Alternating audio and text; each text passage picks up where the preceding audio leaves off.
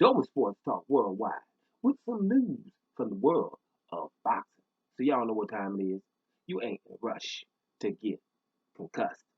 Now, it might be a little concussion popping off here. Your boy, mandatory for over 1,000 days. Mandatory in the heavyweight division, right? Dillian Whyte. Dillian Whyte was stopped, right? Round 5 by Alexander Povetkin in a pretty good fight, action fight. We need the crowds, of course, because if we'd have had crowds, we'd have had a lot of things. Because it was an interesting fight. They were going back and forth in a way. Wasn't all that much action, but it was some hard punches landed, right?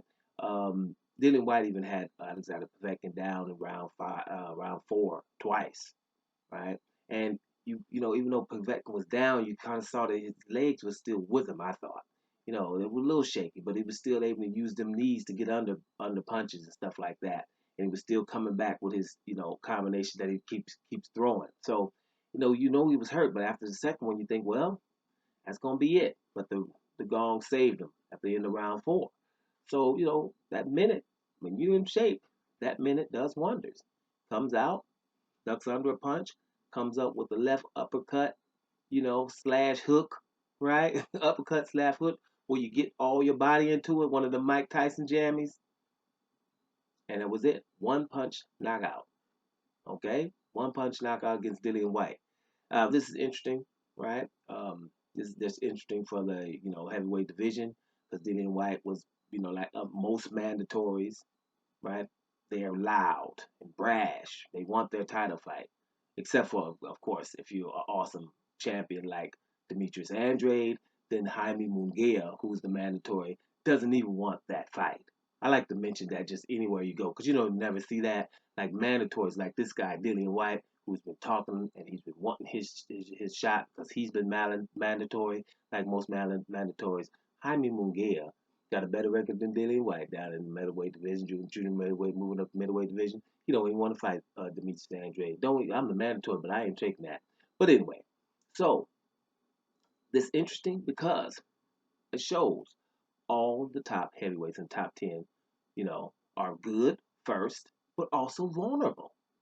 And as we've seen it, the very best one, Tyson Fury, been on the deck several times, right? On the deck several times. It's not like we don't think Tyson Fury can be stopped. There's no, we think he's good. We know, he's 6'9", 270 and all of that, but we do know that he can be touched, right? If he wouldn't have been, Undertaker against Deontay Wilder, he would have been out there. So we've seen him down there. We've seen him with Cunningham down. We've seen him in several fights. So we've seen him hurt against Otto Wallen. So we don't think he's invincible. We just think he's good, right? But vulnerable, Deontay Wilder, right? Been, dazed several times. If it's Molina or other people, I forget it was another one, but one guy even had him down. Forget his name.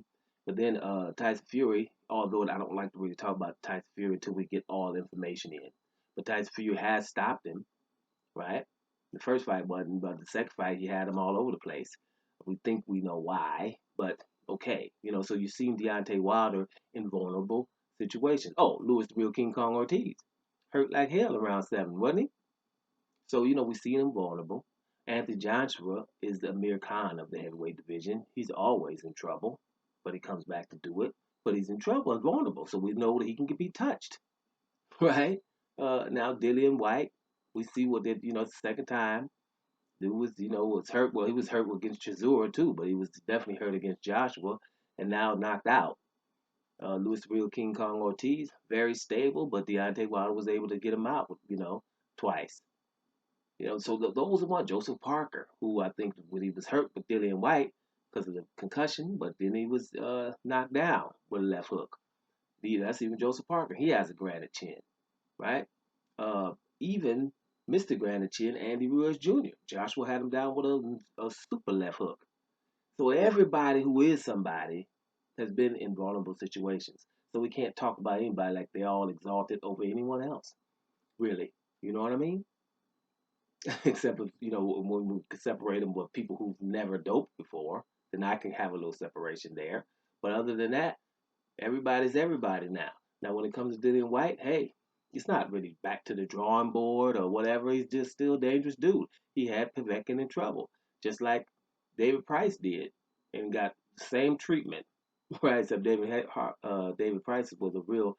He brought the left hook up, straight up, but not uppercut, but over the shoulder. Bam! He didn't come from uppercut. So, but he brought that same left hand coming when he got David Price out of there after being hurt. Right? So everybody, everybody is not even, but everybody could be hurt, and that's the really pretty good thing about it. This also makes your boy Michael Hunter look a lot good, look very good. Think about it, because Michael Hunter, first of all, he called this. He said it's going to be a knockout. Second of all, he just beat Povetkin. So here's what before, because I ain't watching no post fight nothing. Here's what we don't need to hear: Povetkin gets a title shot, right? Right away. Well, you got rid of Dillian Whyte, and don't be rushing no Deontay Wilder versus Tyson Fury fight because of Povetkin now. Povetkin can and should rematch Michael Hunter. So now the fight will have a lot more magnitude. So now people can really say, hey, well, wait, if Michael Hunter just did this to Povetkin, right? Then let him have a rematch, but it's never outrage when a brother loses. But he should get the rematch first, and then the winner of that fight can start talking, right? That's how that actually should go. So let's see if Michael Hunter's name get mentioned, because they'll probably just bypass him, act like that fight didn't really ever happen, right? That he just got a draw with Michael Hunter that he actually lost. He comes in and he handles his business, coming off the ground, the canvas 2 times against Dillian Whyte to hit one punch knockout Dillian Whyte. That's sensational, regardless, because of who Dillian Whyte is in the heavyweight division. He's a name. He's one of the top 5 names, no matter if you like him or not, what the situation is or not. Dillian Whyte is a top 5 heavyweight. Should be in everybody's list. Right now, he just goes down to a top 10 heavyweight, which is still awesome. Because that doesn't mean everyone's going to do that to Dillian Whyte, right? Povetkin, we thought was on the way out, didn't we? Right?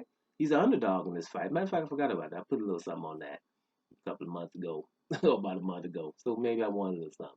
Bottom line is this: heavyweight division is popping, right? If we got some justice here, then we'll have Povetkin versus